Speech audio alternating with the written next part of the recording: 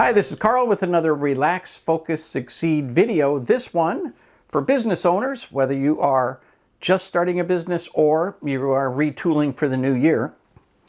I want to encourage you to pay attention to the fact that you should almost never create temporary policies. What is a temporary policy? Well, that's when you say things like, well, this time we're going to do it this way, but our regular rule is this, right? Think about training a child, or, to be honest, training a dog, and you say, well, this is the rule, you can't do this. Well, then they say, well, and they go up and they do it again and again and again and again and again, and you say, well, not this time, not this time, not this time, right? And eventually you've stopped enforcing the rule altogether.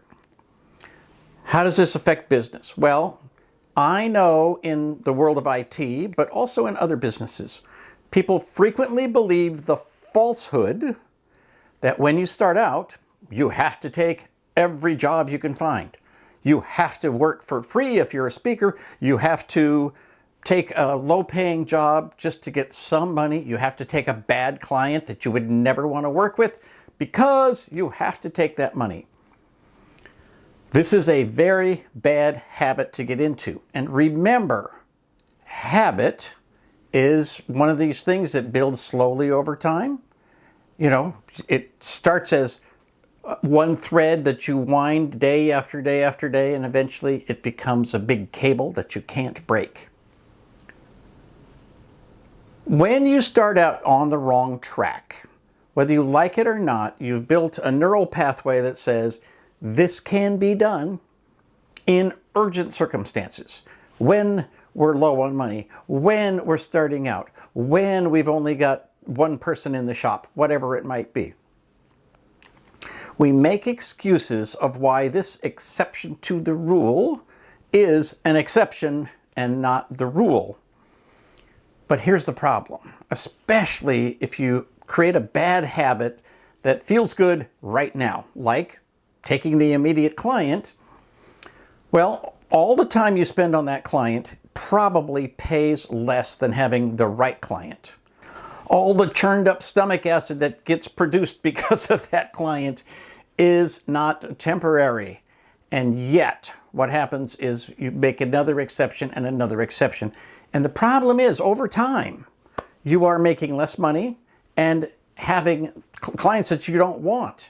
And so you've sort of built your business around the wrong model. Not the model you wanted when you started out, not the place you want to go.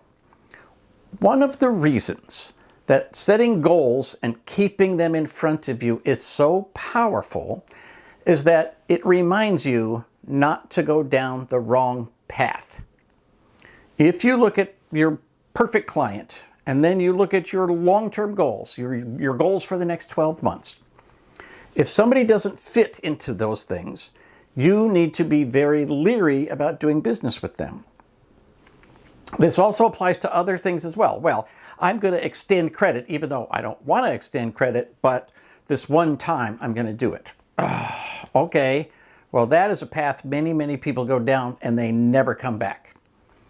Right? You're not the bank. Why does your client need to borrow money from you in order to get work done? The answer is they don't. And in the 21st century, almost nothing is billed in advance. You know, you pay for your cable services in advance, you pay for your window washer in advance, you pay for the lawnmower in advance. All kinds of things that you buy are paid in advance, not the least of which is your rent. And many of your employees are paid on a 2-week basis. And if you haven't collected the money, well, that means you're out of pocket to pay your employees because your clients haven't given you the money. That is a wrong road to go down, and you go down it one step at a time by making a small decision and a small decision and a small decision, but you've built a pathway that it's hard to get out of because that pathway becomes a rut. And you need to make sure you don't have ruts in your business because it's very difficult when you've built an entire business on exceptions to the rule. And I'll give an example in the speaking community. So many people, including myself, start out by getting this advice. Oh, you got to speak for free as much as you can. Well, I have to say, the reality that I learned is you have to speak for free enough to get people's attention, to give them a taste, and then work on getting paid gigs. If you don't get paid gigs, you're not a professional speaker. So don't become a free speaker who gives away all their stuff, all their knowledge, and never gets anything in return. That's a path you have built for yourself if you're on that path. Another one is to take all the wrong clients, whether it's in IT or anything else. I've seen it time and time again. You get this tiny little client because you need a little money now, and then a tiny little client with a little money, and a tiny little client with a little money. And pretty soon, you've got a whole bunch of clients who take up all of your time, but because they're such small clients, it's literally mathematically impossible for you to build a business based on that clientele. You know, if you have people who take, let's say, 3 hours of labor and give you $300 a year, well, do the math. There are not enough hours in the year for you to make money with those clients. You literally cannot fill up enough time with those clients. Also, reality is, no matter what you've told yourself, you are very lucky as an independent contractor to bill more than half time. So if there's 2,080 hours in a year, you'll be very lucky to actually bill 1,000. So if you've got 1,000 hours, but you've spent a whole bunch of it working with clients who cannot pay you enough money to make a living on, well, you have to get rid of some of those clients in order to make room for new clients. And that's a much more difficult process. It's hard to get rid of people and say, well, I know you relied on me and I've relied on you, but you got to go away because I got to make a living, right? So be careful about going down that pathway. And if you make an exception to the rule, be super, super clear, like write it in big red letters and post it on the wall. This is an exception to the rule. Otherwise, you're going to get in the habit of doing it again and again and again. A final example along this line is that we say, well, I'm going to pay my bills. Next time I'll do it on time. I'm going to document my work. Next time I'll do it in a proper, timely manner. I'm going to keep track of how much I spent on this client, supporting this client next time, right? So that next time, again, that's an exception to the rule. The thing I'm doing now is something I know I shouldn't do, but I have to do it because right now I'm in a hurry and I need the money, or I got to do something else, right? And you've built a business that is unbalanced. And if you get in the habit of not sending out invoices, if you get in the habit of not doing the paperwork, if you get in the habit of not paying the bills on time, that literally becomes something that you do, that you are known for. And remember, in business, it doesn't matter what you say you stand for. Your actions will always tell the true story of what you value. You can have your mission statement, and I think you should. You can have your value statement, and I think you should. And those should be posted up on the wall for your employees and your clients to see. But the reality is, actions speak louder than words. You've heard that your entire life. And if people know that they can pay late, and they know that they can ask you to work for less money, they will do that. They're not evil, they're not mean, it's just in their best interest. You'd get a discount if you could.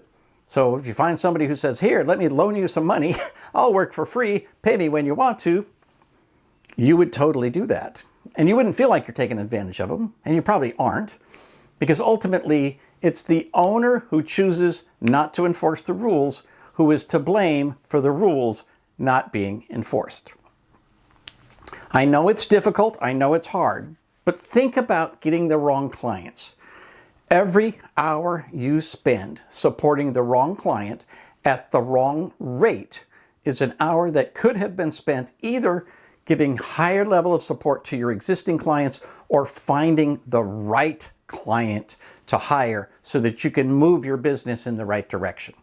You have to have a big plan. You have to have a 12-month plan and a 3-month plan, and you have to make sure that everything you do moves you towards that plan, and you can't build a business on the exceptions to the rule. So please give it some thought. Build that 12-month plan. If you need some help, I'm not going to do it for free, but I would be happy to help you build a 12-month plan and figure out how you can get your business set up the right way or moving in the right direction without exceptions to the rule. Comments and questions are always welcome. Please like it if you like it, subscribe to the channel, share it with your friends. And I hope you have a spectacular day and a spectacular next 12 months. For Relax, Focus, Succeed, this is Karl Palachuk, wishing you the best of luck in everything you do.